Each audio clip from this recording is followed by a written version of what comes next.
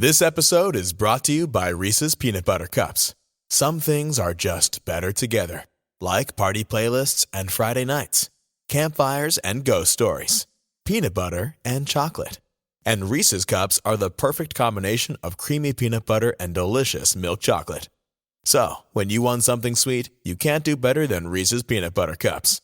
Buy Reese's today wherever candy is sold. Max, the one to watch for the best in entertainment, now has live sports with the Bleacher Report sports add-on. 5, 4, 3, 2, I let one go. Stream hundreds of select live games from MLB. That's gonna go! NBA, NHL, U.S. Soccer, and NCAA Men's March Madness. We just see what we think we just saw! And it's all included for a limited time with any Max subscription. He got him! After the promo period, add it for $9.99 a month. Base subscription required. Apple Card is the credit card created by Apple. You earn 3% daily cash back up front when you use it to buy a new iPhone 15, AirPods, or any products at Apple. And you can automatically grow your daily cash at 4.15% annual percentage yield when you open a high-yield savings account. Apply for Apple Card in the Wallet app on iPhone. Apple Card subject to credit approval. Savings is available to Apple Card owners subject to eligibility. Savings accounts by Goldman Sachs Bank USA, member FDIC. Terms apply. Serie A Chronicles is a Mania Chronicles production.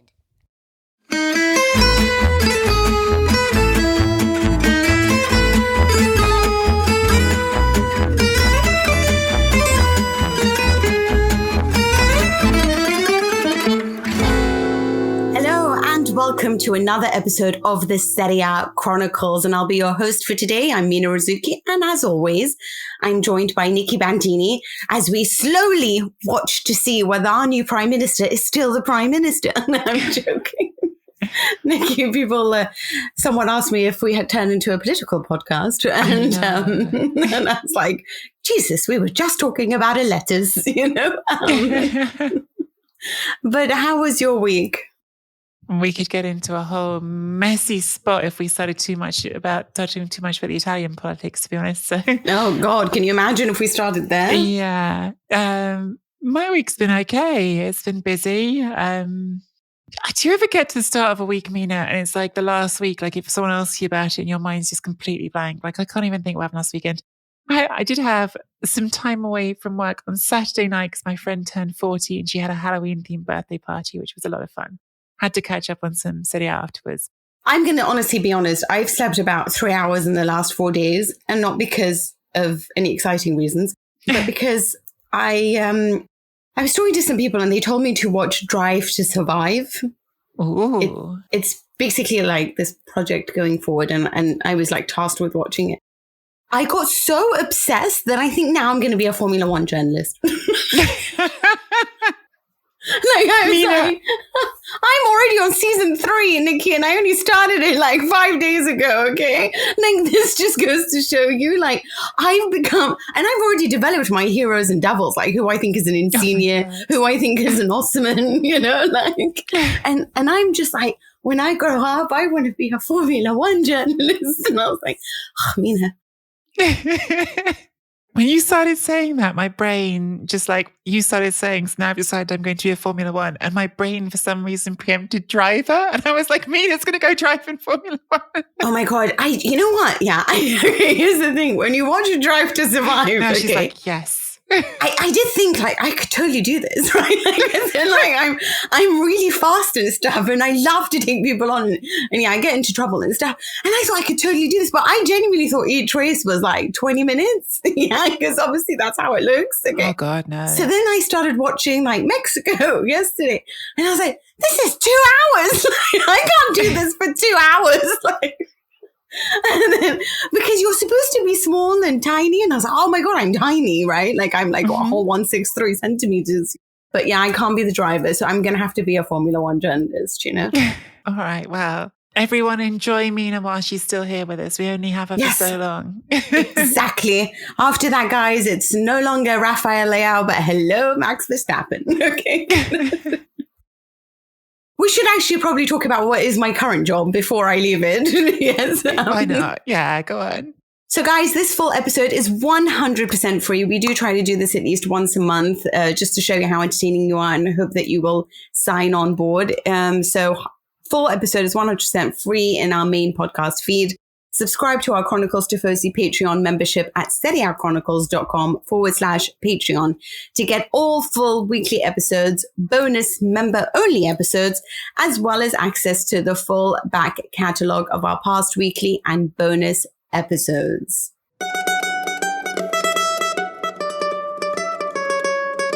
It was really awkward, actually, because I'm going to start off with Torino Milan, because this game was at the same time as Mexico, and I was like, I've got to watch this. So I had an eye on both of them, but actually I did end up being really taken aback by Torino's performance, and I got really into it. So maybe I still do love football.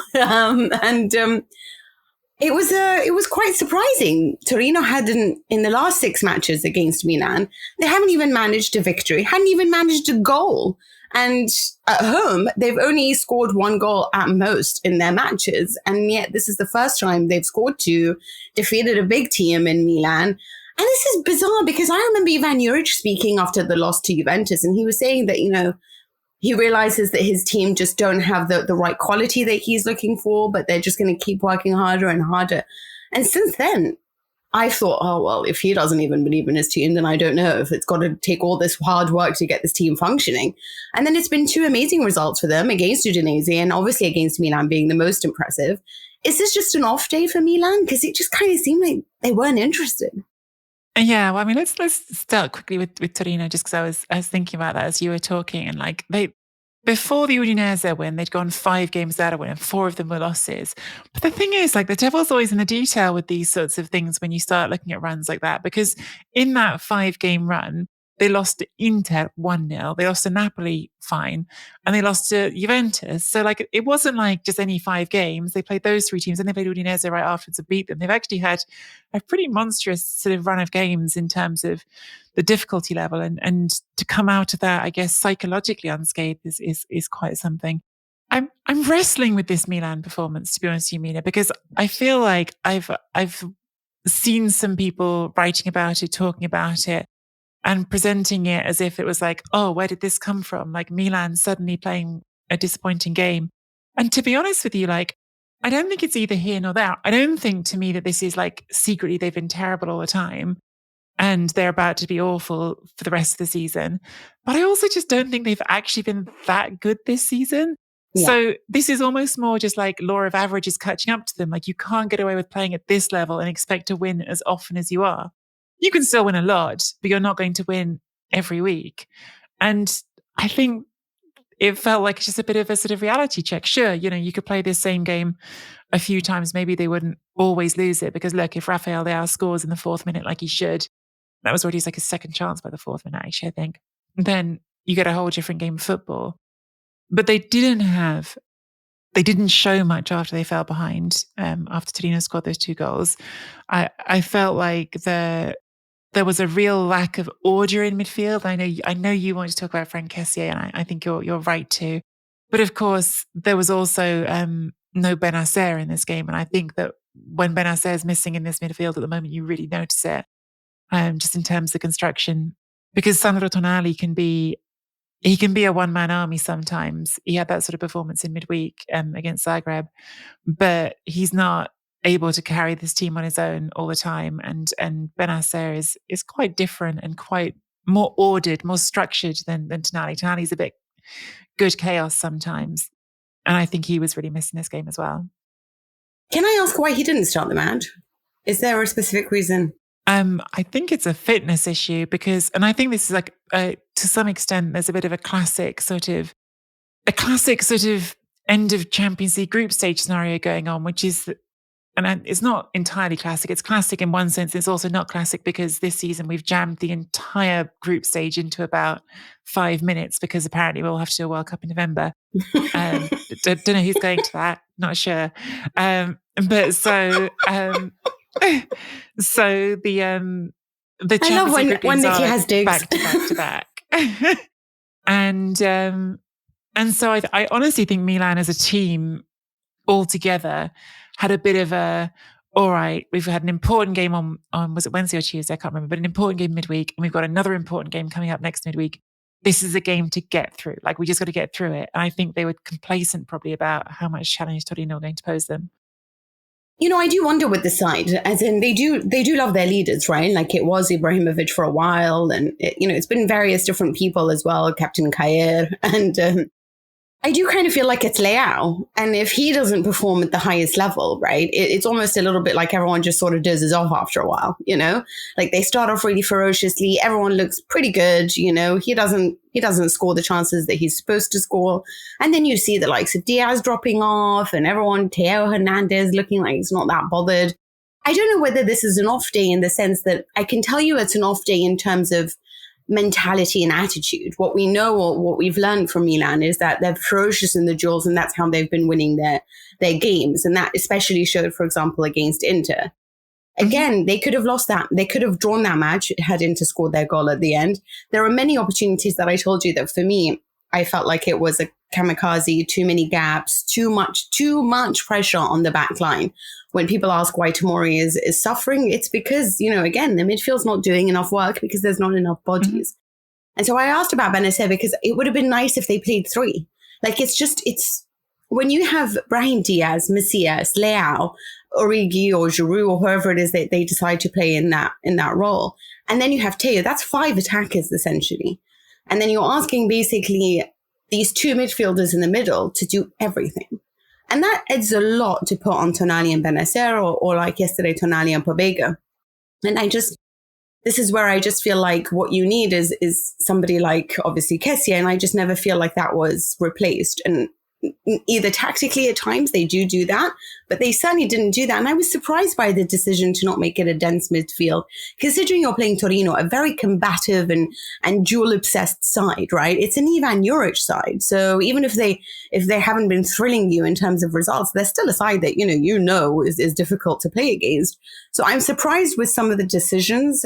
Obviously, a great Leao can overcome everything, but this is the problem with him. I don't think he's a player you can depend on to always show up for you and leave it all out on the pitch. Sometimes he'll be brilliant and sometimes he won't. That's what you expect with creative geniuses. But actually, because I watched obviously Juve's game as well, I was really, I am always, and I know you love him as well. Lecce's Hummel, I never know how to say his name. Hjulmond. Mm-hmm. In midfield. And I just feel like he's a really low-cost option, And he would do such a great job if you put him alongside Bennacer and Tonali. Can you imagine just how good that midfield would work? Or am I just crazy? But I just feel like, you need another body there. And I know that you're training Pobega to be something and he will be useful. And Krunic is not exactly the guy that's going to, I just think get another midfielder. Why has that not been looked into? Yeah, I mean, they do need another body. They do need another body. And Hjulmand, I don't know if I'm saying it right either, but yes, Morten Hjulmand at Lecce would certainly be a combative option, young player, someone who you think has some upside and some potential to keep developing as well, which is what they want. The squad feels stretched at the moment. It has for a while. That's not new. And they are missing important players. Look, if Davide Calabria, who we're both big fans of, is fit and starting at right back, then you've got Kalulu at centre back and Matteo Gabbia, I know he scored in midweek, but he's a very up and down performer for me at centre back. He's not someone I feel confident in. I think his performances obviously have a knock-on impact on Tomori's performances as well. Not that Tomori himself is playing as well as he could, regardless.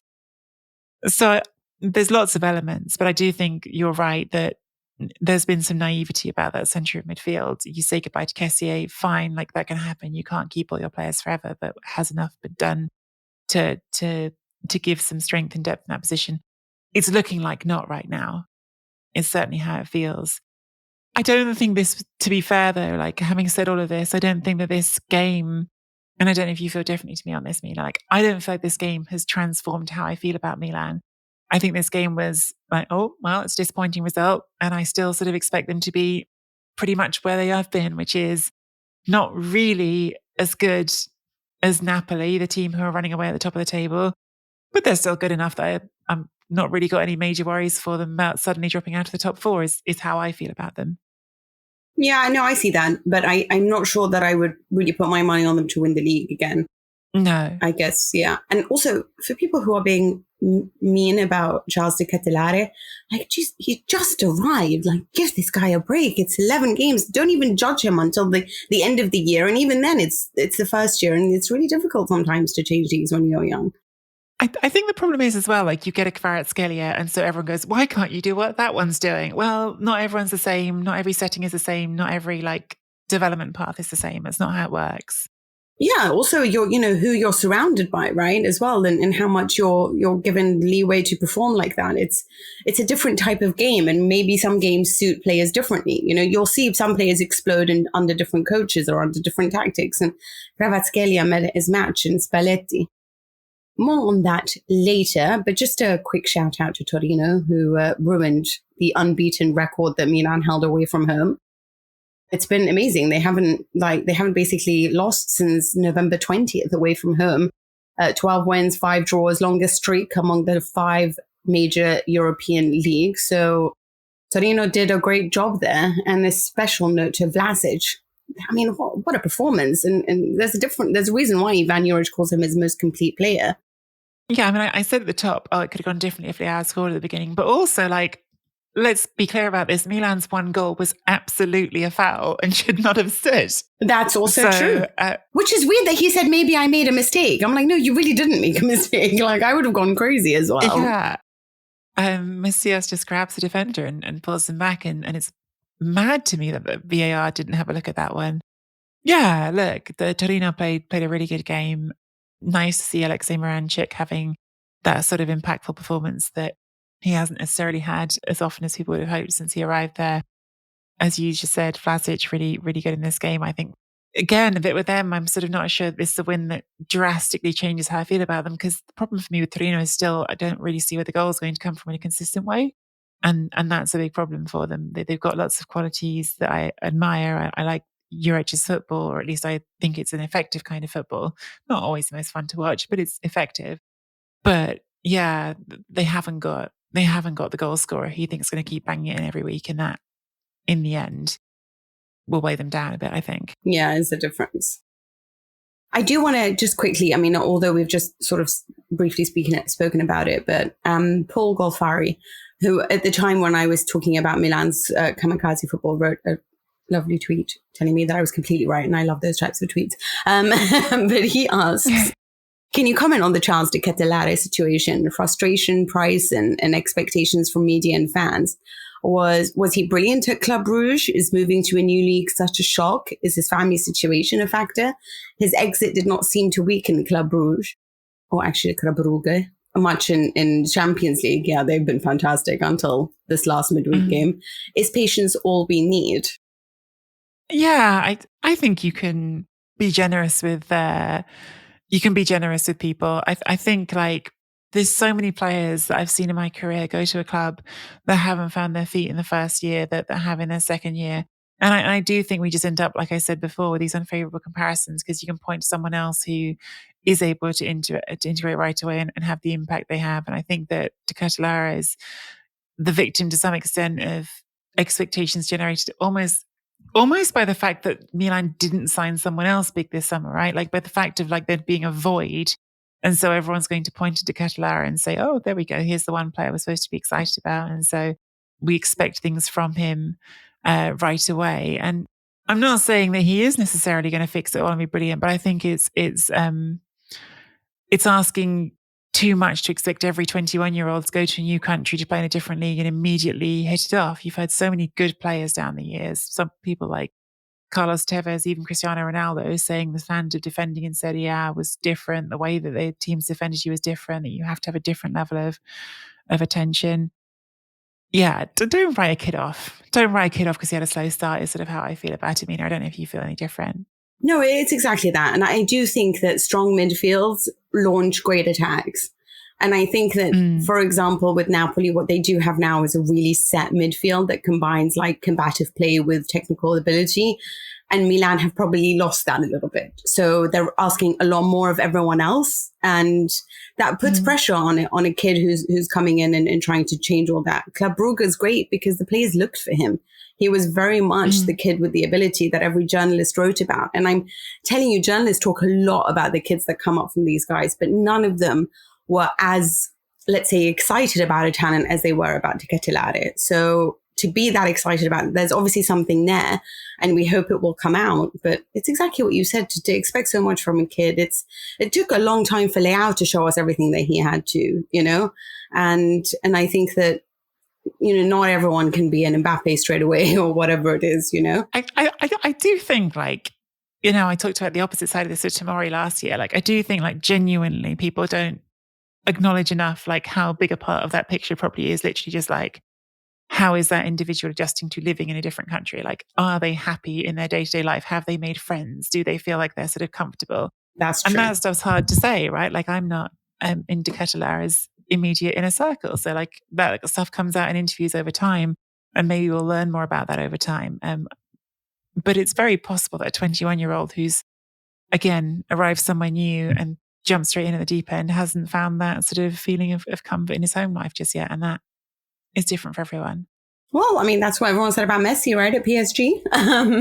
Not saying he's going to be that, but just Zidane took a while to settle in, you know, some of the greats. Praticamente al 52esimo minuto che la formazione con la maglia granata in vantaggio sul Milan per 2-1 con il fischio finale triplice di Abizzo che dice che il Torino ha battuto il Milan per 2-1 nel posticipo della 12ª giornata del campionato di calcio di Serie A. Let's move on because, well, what I wanted to do is that next week is obviously two big matches. We have the Rome derby and we have the Derby d'Italia. So I think we should go to Lazio next because this is a really bizarre game. Salernitana are just this kind of side that it's impeccable. They're either, I think, well, it's incredible in the sense that they really know how to raise their game against the big boys. They obviously managed to get a 2-goal lead against Juventus at their home and really surprise them. And, well, obviously afterwards, referees just ruined everything. But with Lazio was so comfortable in the first half, collected already a 1-0 lead. They are still without Immobile, and they had decided not to bring on Milinkovic-Savic because obviously there is a big game coming up and one more yellow card would mean he'd be banned. But then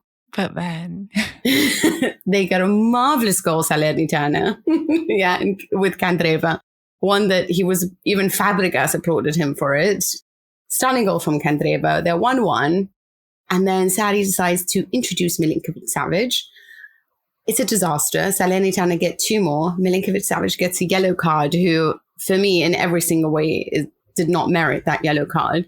And it means that he will be missing for the Rome derby. Lazio had only conceded 5 goals coming into this game. They were, for me, the second best side after Napoli in terms of play, execution, understanding of their roles. And it just all fell apart. I mean, did Davide and Nicola really study so well to have performed and understood exactly what destroys the opponent? Or is this Sarri's team being a little bit arrogant about who they were facing? I think there's a bit from pot A, a bit from pot B, and maybe a bit from a third pot C as well, Mina. Honestly, like, there's so much that goes on in like the second half of this game, particularly, that I almost sort of don't know where I sort of want to start on. I think the obvious place probably is the Milinkovic-Savic part of it, because that's a whole fascinating dynamic in its own. And it kind of echoes what I was saying about where Milan sort of not focused because of their 2 Champions League games. Well, I think that Sarri himself, one of my favorite things about Sarri, he has lots of faults, but he's just such a straight talker. And I think he was really actually quite blunt about his mistakes at the end of the game. He was very angry about the refereeing, which we can get to. But he also effectively said, look, I got into my own head about the Milinkovic-Savic situation, and going back, I wish I hadn't done it. Sometimes when you're thinking about the derby just has this power and it gets into your skin and it makes you do stupid things. Because in the end, if you start Milinkovic-Savic in this game and he gets booked, but you win the game, well, you get 3 points, which is the same that you can get from that game against Roma. Whereas if you lose this game and then you don't have him against Roma, you've lost both ways, right? Like you've done yourself in both directions. And I think his sort of candidness on that point, I really admired that, like literally saying like the derby got into my head. Like I wish it hadn't, but it did. Yeah, I think that the whole game is essentially like, it's like a little mini psychodrama that Lazio had, because they weren't great in the first half without Milinković-Savić and Immobile. You wouldn't expect them to be.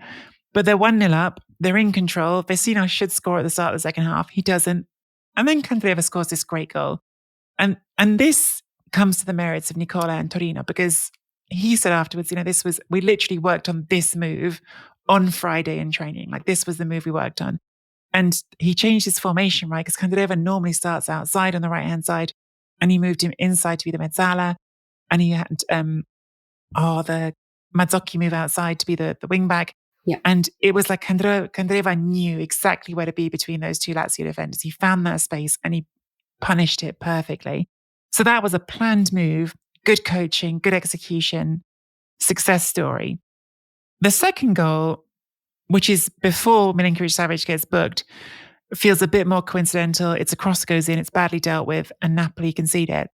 And then the booking happens, and Milinković-Savić is completely within his rights to feel hard done by on this. I think it's a terrible decision. There's literally nothing he can do. He's carrying the ball forward. He tries to lay it off, and Bron comes in at such speed, arrives late. There's literally nowhere else for Milinković-Savic's boot to go. When you watch it on a slow motion replay, sure, you can see his studs go down, but that's just because that's the way he's going. Like, he's not moved into the player at all. Bron's the one who puts his foot there. So it's a terrible decision. But at the moment when that happens, Lazio just completely lose their heads. I mean, that's it. Like, that's the end of the game at that point, because Lazio are gone. Everyone is furious. Everyone knows that Milinković-Savić is going to be out next week.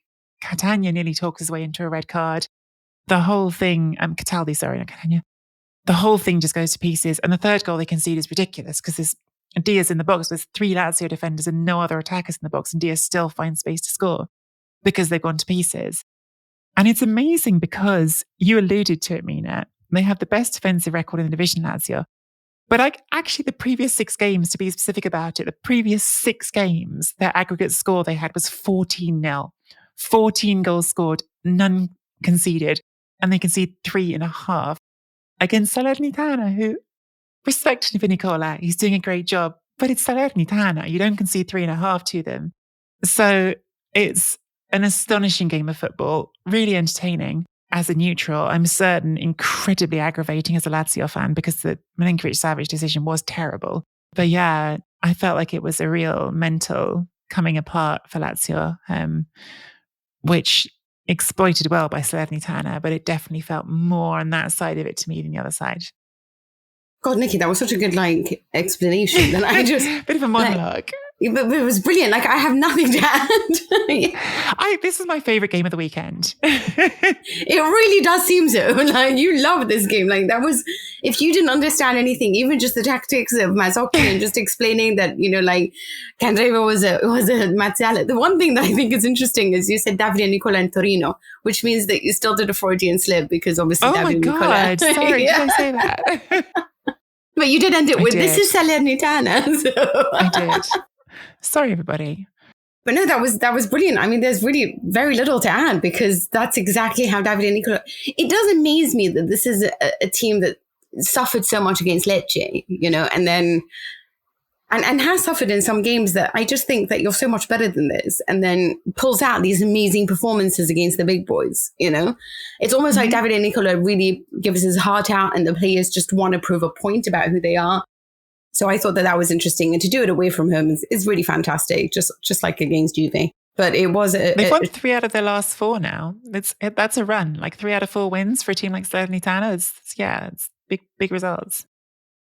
It's funny because I really did like last week. I was so impressed with that too. I mean, for me, like the way they play their football is really fantastic. But I think what's so different with Napoli, if you ever needed another reason to believe in this team, is that they can just swap out players in the sense that, had they lost Milinković-Savić, they wouldn't have gone to pieces in the same way that Lazio feel like they can't do anything without him. Like, he is something that you have to think about. Like, do I bring him on? Do I not? Like, you're going into your head about this one player, right? And I know he is a fantastic player that I would kiss the ground on if he ever played for my team. But it is obviously it shows the difference between the fact that there is so much depth in the way that Napoli have and can boast. And that's largely done because of Spalletti.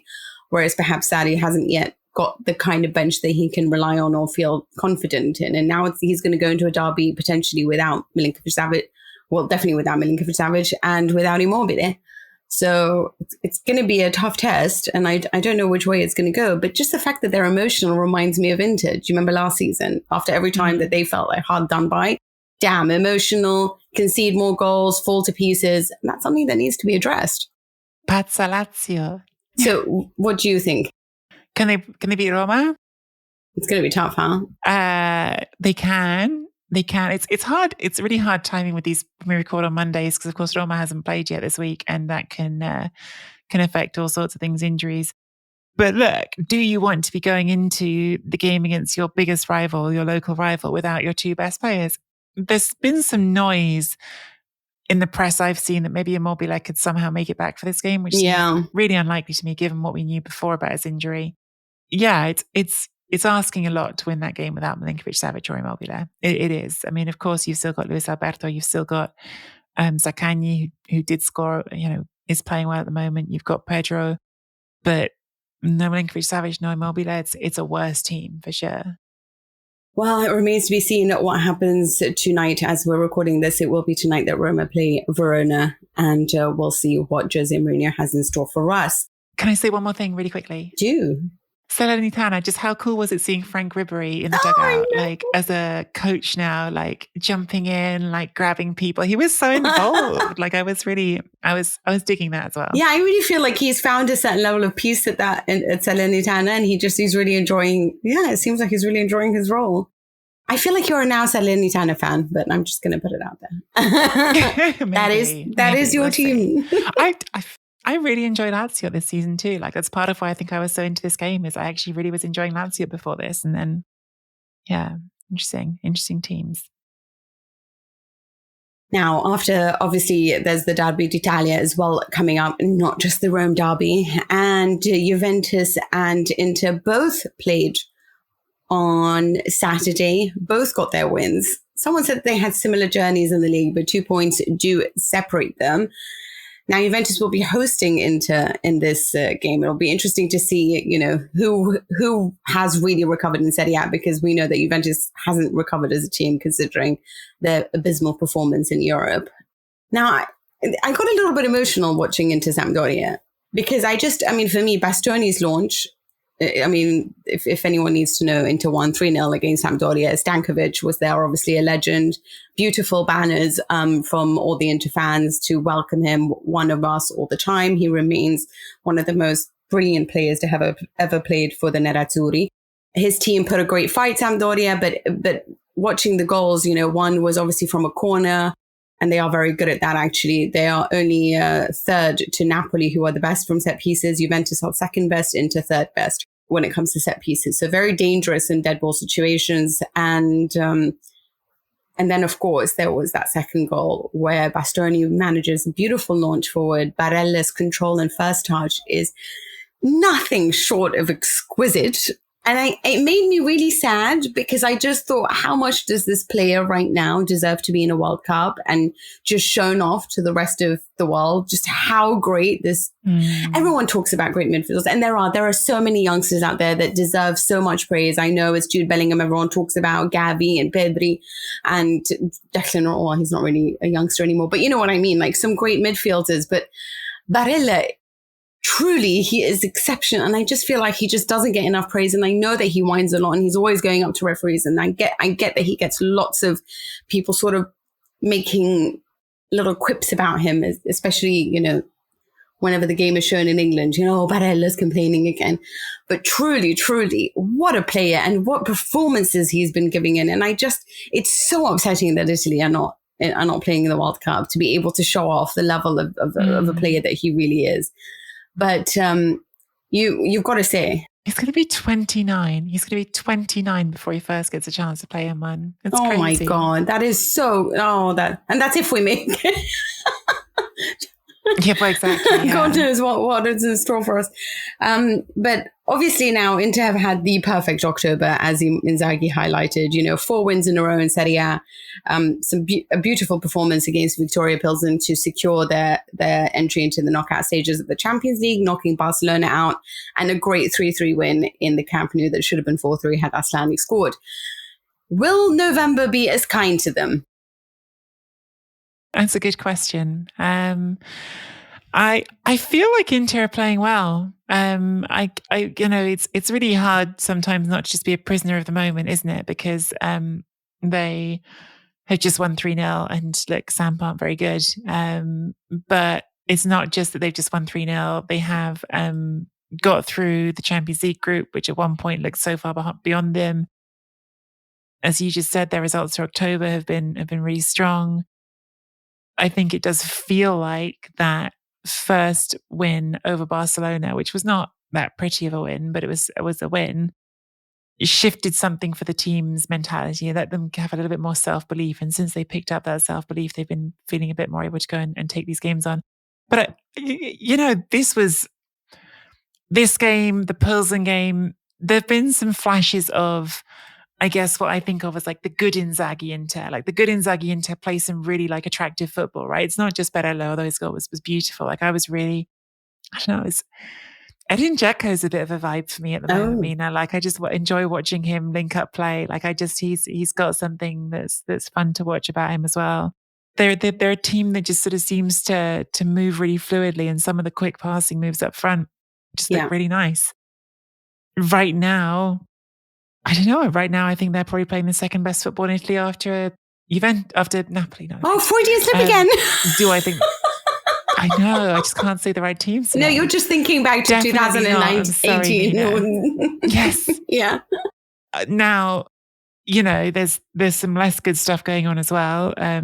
Romelu Lukaku reported to have. There's some ambiguity about it, to be honest.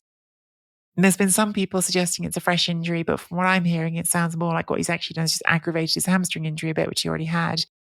And I think that's a really worrying sign from that point of view, because hamstrings that get aggravated and don't heal quickly tend to become nagging problems that last forever. Well, not forever, but for a long time. And I can well imagine him not wanting to miss the World Cup, going to the World Cup and playing through it, even if he's not fully fit, and making it even worse. So there are some things that are less positive for them. And I do think that was one of the causes for optimism was, hey, in that Pilsen game, he came back and you thought, it's just like old times and this will work for them. But no, I think Inter are playing well. And I think there's more, if you want to draw the contrast of Milan, who we were just talking about, there's so much more balance in that Inter midfield. And that's without Brozovic, who's still to come back.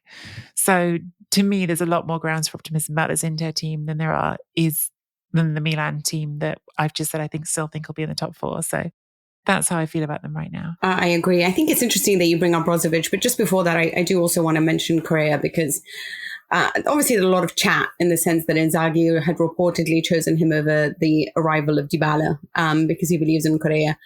And everyone just thinks that that's a crazy decision. And it is. I stand by Dybala is a great player. But what Correa does give you is that ability to just bomb forward from midfield and really cover a lot of space if you are playing like in deeper lines, which is an alternative. What's so good about Inter is I feel like they can take you on in midfield. They can take you toe to toe and play good football. But they can also counterattack brilliantly. And that is just, defend in deep lines. Okay, their defense still needs a lot of work. I'm not going to lie. I mean, they managed their 4th clean sheet.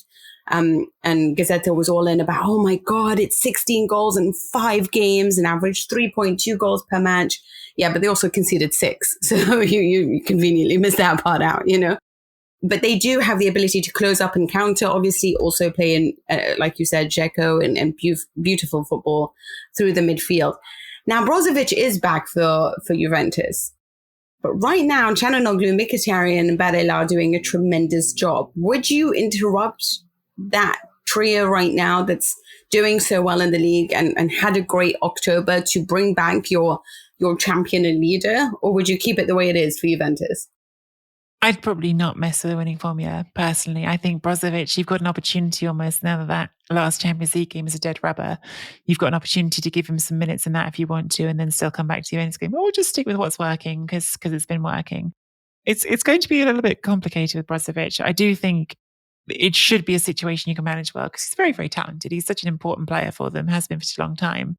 But it is interesting that midfield has come together a little bit in his absence and done well. So I think that's going to be a balance to strike. I just wanted to come back on Correa as well because I find the Correa thing so fascinating. Like it like puts me in mind of like maybe like a family gathering where like there's like one younger kid and the dad's like always wants like whenever everyone else is getting like praise, like, but don't forget Billy. He's also really like special. Correa's played really well in the last couple of games. The way that it sounded. Do you not feel like that? Yes. It's just like after Lukaku scored, everyone wants to talk about Lukaku. He's like, but don't forget about Correa. Don't forget what he did. And I'm going to call him Billy for the rest of my life. But that's really unfair because like Correa is not the kid. He's 28 years old. But that's just how the way he talks about him sometimes. That's how I feel about him. I'm sorry. When you have like a midfield that doesn't work well and you do have like to sit deep, I'm just saying, he's really good at covering that just by bombing forward from midfield. But anyway, he can cover those mistakes. But obviously Inter do have a good midfield. That's something that perhaps we cannot say the same for when it comes to Juventus. But what Juve do have is great youngsters. Terrible players, but great youngsters. Like, get rid of everyone and just shove on your academy. And maybe, just maybe, Juventus can pull something through because you know what? We had a question, and I think it was from, I forgot now who it was from actually, about, you know, which of the Juventus players would you have? And I was a little bit unfair perhaps on Fagioli because there's a lot of things that irritated me about him when he was in Cremonese, but I probably put Miretti ahead of him. But after this match, and again, it's one match, so, you know, I don't know, I would put him ahead. But it's just interesting to see. And it was again emotional because today in Gazzetta, his father had spoken about like Fagioli and just what a diehard Juventus fan is and how it's run through the family and how like everyone was crying and that Piero was his idol and then it was Dybala, which made me hate him a little bit. But, you know, all in all, yeah, Fagioli scored the most amazing goal. Juventus was struggling against Lecce. They, once again, no identity. This is something that we do expect from them. No real ideas on how to go forward. Obviously, with lots and lots of injury, no Paredes, no Locatelli, no Vlahovic, obviously the most important one. Milik alone, he's not really a guy that can be a lone striker. I'll be honest with you, he's the man off the man. So for me, he needs a striker next to him. And they suffered. They really, really struggled. Luckily, Sule started from the beginning. But as soon as Fagioli came on, and then Samuel Iling-Junior, who is right now my favorite player in the world, other Kvaratskhelia. Okay, Kvaratskhelia is everything, right? And then Osimhen, and then maybe Samuel. But truly, this man, I mean, he came on against Empoli. I mean, man, he's like he's 19 years old. He came against Empoli, and he was immediately so impactful. Gets an assist in the Champions League, right? Actually makes it so much more interesting against Benfica, in which they were just abysmal to watch. No fire, only 3 tackles managed in the first half. I did put a voice note out there if you want to listen to it. And then again, Iling-Junior comes on and just makes an impact. Like, so much intelligence, so much understanding of the game, movement, quick, instinctive, everything. And then once again, he comes on, provides the assist. Fagioli delivers the most impressive finish, a la Del Piero. And Juventus get a vital 3 points to make it 3 Serie A wins in a row, 3 Serie A clean sheets. Again, this is not a great league when Juventus is doing this well, right? And I just have to say, like, really, next to Kostic, I like Kostic. He's a good player, but he's pretty average. I don't see him as being a Juventus player when I think of Juventus as the team that once had some of the greats playing for it, you know, including of the last, 9 years when they were winning the league title. He's not that level. I'm sorry. He's just not. I think he's very good. I just don't think he's that level. And I actually think Samuel Iling-Junior is. I mean, do you know the fight that Juventus had to get this boy to choose Juventus rather than Borussia Dortmund, where he would have had a lot more opportunities to play over so many teams that were tracking him. Such a player. And Fagioli, should he be playing a lot more and make it Fagioli, Miretti and Locatelli? Perhaps even Rabiot? Would you trust the kids going forward? It's a really interesting question, isn't it, Mina? Because my first thought is like, yes, please do, because the team's awful. So do something to liven it up. And the thing is, like, I realize sometimes I'm too scathing with Juventus, like, if I'm being honest, because I think I say things like that and then you could really easily counter, like, look, they're as you just said before, 2 points behind Inter at the table, right? It's not like they're actually miles off the teams they're supposed to be staying in touch with. I think that Juventus have been so depressing to watch so often. Like, they've been so like uninspiring. And as soon as these kids come in, it feels different. It feels exciting. It feels like there's some energy there. And you think, well, why wouldn't you? But of course, it's more complicated than that, because it's not you or I, Mina, playing with our livelihoods. It's Allegri who's got to, think about that from the point of view of his job and him trying to make sure that he fixes things over the course of the season, even if he's getting more leeway than some fans would have given him. He's still got to fix things this season, hasn't he? So it's complicated. But I think you've already just said it, really. Like Iling-Junior against Benfica, he gets the assist. And then he also, frankly, was pretty involved in the next goal. An assist again here. Then he played about 40 minutes. He's got 2 assists already. I'd put the kid on the pitch more. Like, he's changing games for you. So why wouldn't you? Well, now he's injured. So I hope we'll see more of him. Well, yes, that's true. I mean, that's another thing, like this, it's just disappointing because as we've spoken about, Lukaku is not going to be available for this match. Pogba, who was supposed to be coming back, has now suffered another injury and might not even make the World Cup now. Samuel Iling-Junior is out for 20 days, so we won't see him till Serie A resumes in January. So it's not going very well for a team that has half of their team, half of their squad requiring treatment at the moment. But yeah, it is about maybe let's just give these kids a chance and give them an opportunity. It's irritating with Allegri because here's the thing, right? Like I'm all right with a coach as long as he manages Europe, right? He manages to get into Europe. And I don't know if you remember with the predecessor of this pod, but I was calling for Antonio Conte's head when Inter didn't qualify from the group stage.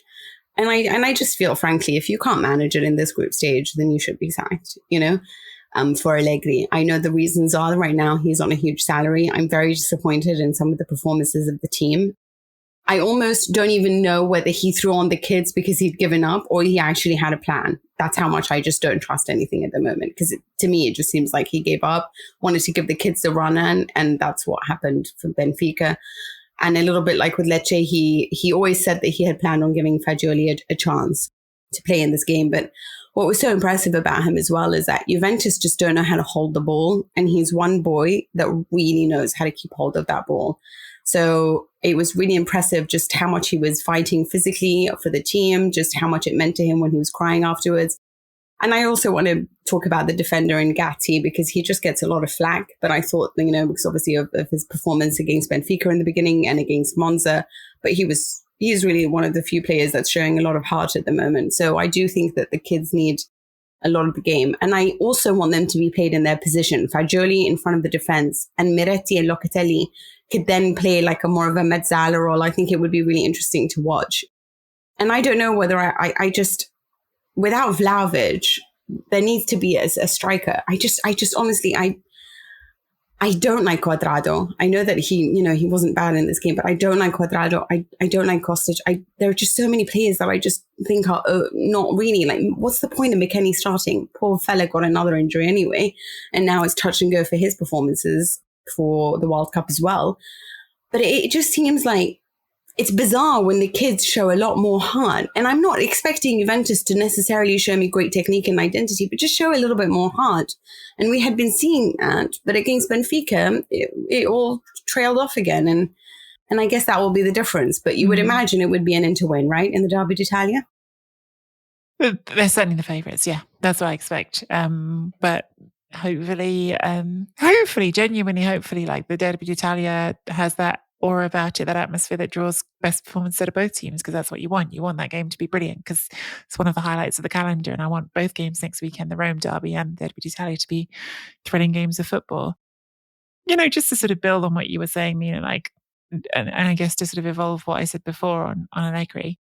There's a real question for Juventus about what you hope for from the rest of this season now. And I think that the problem is you've got to get top four. You just do. Financially, you have to get in the top four.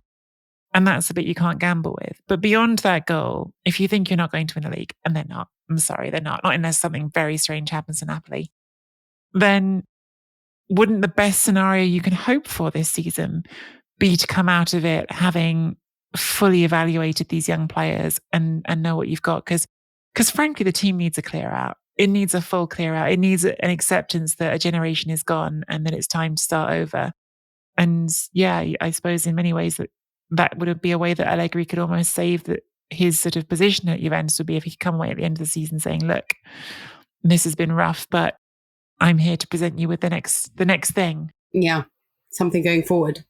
Also a sustainable project for a team that has debts over 200 million, just can't afford to continue buying stars. Yeah, that keeps losing. Yeah, stars that are flopping right now. I mean, Milan are going crazy because De Ketelaere is not showing his true strength. I mean, how many can you say that when it comes to Juventus? Sustainable methods going forward is the way that I guess we have to look at now. Oh, and also people always ask me who's my ideal coach. I think Thomas Tuchel and all these, I don't want anyone. Zinedine Zidane is not coming, by the way. Come on, he's choosing France and he's trying to get that job. But for me, it will be Igor Tudor. So I'm interested to see if he beats Antonio Conte in the Champions League. However, before we get that, there's also another beautiful Champions League game going up, and it's going to be in the San Paolo when Napoli take on Liverpool.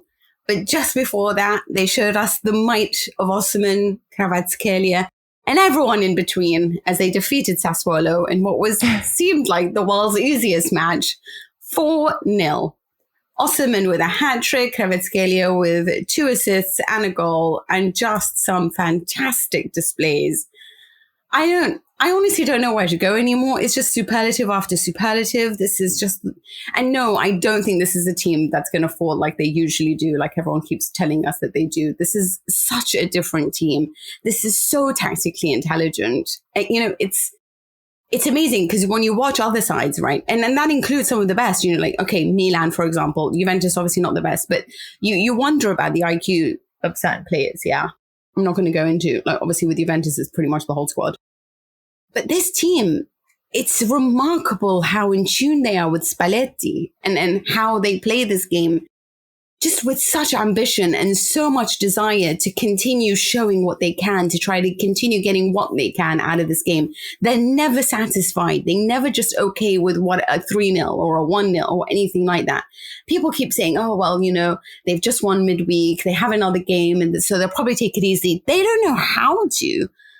This has got to be the year, right? That they make it far in the Champions League and they can actually win the Scudetto again. Is this a team that was better than the one with Maradona? No, that's just too much, right?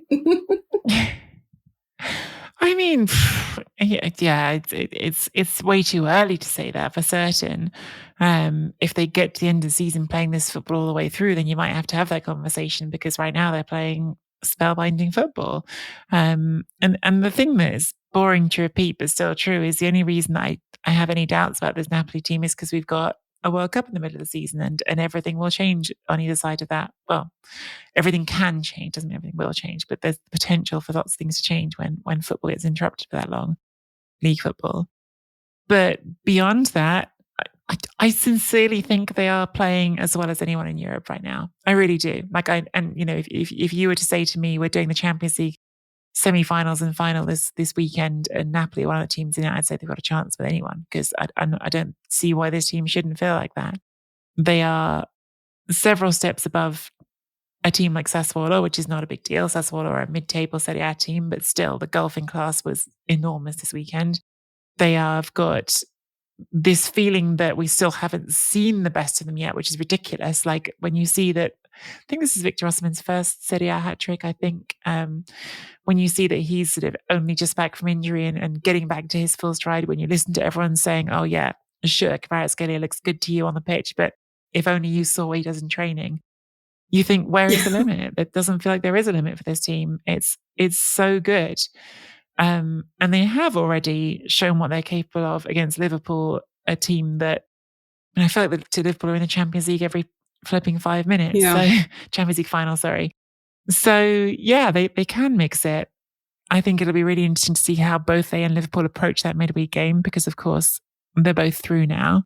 And from Napoli's point of view, they're only going to miss out on first place if they lose by more than 3 goals. They're probably going to be top of the group.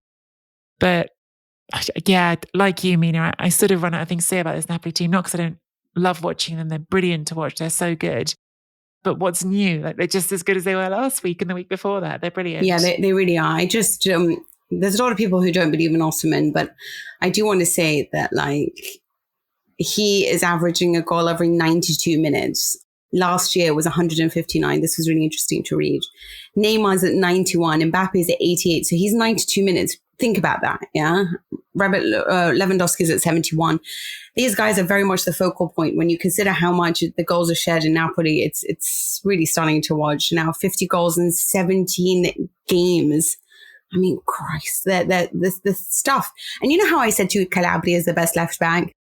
I used to always say that. Like, Di Lorenzo, though, like, now he's definitely the best left back. Like, he's just, again, like, chapeau, because it's thrilling week in and week out. It's like you said, I don't know. And you're right. If this was the semi-finals or finals, I'd say they have a great chance. Just to round up the rest of the results in Serie A, Fiorentina managed, I want to say, their first away win this season. Certainly the first one in which they've scored twice and defeated Spezia, who are usually very good at home. So that's interesting. And brilliant performances for Italiano's men, who hope to have turned or rounded off a corner that's been difficult for them. Meanwhile, Monza wanted their game to be delayed because obviously there was an incident in a supermarket where Pablo Mari, who's on loan to Monza from Arsenal, got stabbed alongside a few other people in a supermarket when he was there with his family. It's an atrocious story. Since then, apparently, as far as I know, the man who did the stabbing said that he saw him and felt jealous. And that was the reason why he decided to lunge at him, and then lost his mind and started doing it with everyone else. Unfortunately, a cashier did die. And so thoughts and prayers with their families. It's a difficult time, but Mari will be out for 2 to 3 months. Next week, we have the Rome Derby and Derby d'Italia. We've got midweek action, so expect some voice notes. What do you think is going to happen in the Champions League? Well, we've already discussed Napoli. Do you think Inter will do something against Bayern? Or do you think they'll just not bother with this match? It's another interesting one, isn't it? Like, how do you approach it? Because it's Bayern and you don't want to take it lightly, especially because you know that if you take Bayern lightly, they could wallop you, but there's nothing riding on it. And you've got an important game at the weekend. I would not blame them for resting a lot of players.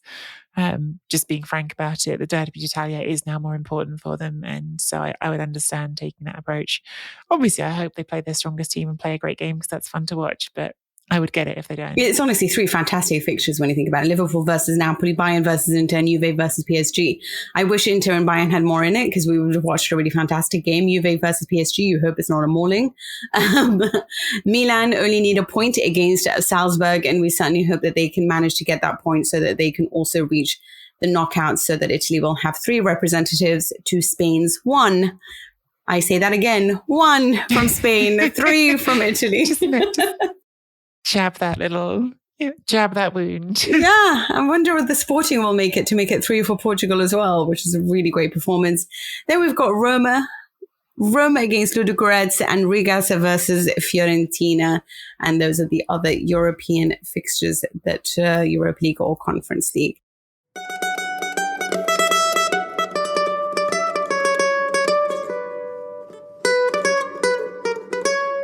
Some new Chronicles Tifosi shout-outs. As always, I'm going to read a few names and then pass it on to my co-presenter.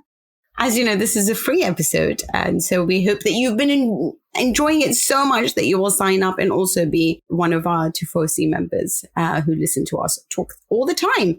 So to those who have signed up, we'd like to say a big thank you, and that's to Liam Lyons, Tala Khan, Jonathan Oak, Edo Langley, thank you so much for sending us a photo of you at a recent Atalanta home match, and Sabir Youssef.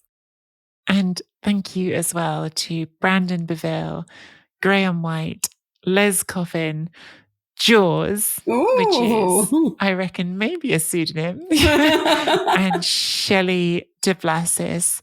Honestly, Mina's already said it, but thank you all so much for supporting us. We can't make this podcast without you, just being frank about it. So we really appreciate all your support. And again, as Mina just said, if you're listening to this on the free download and you think, oh, I've enjoyed this, we'd love to have you along as well. So do pop along to SerieAchronicles.com for the details. You can follow us on Twitter at Nicky Bandini and at Mina Rizuki. And you can also follow Serie A Chronicles on Twitter, Instagram, and YouTube. That's it for this week. And we'll see you in the voice notes after the Champions League games. Bye.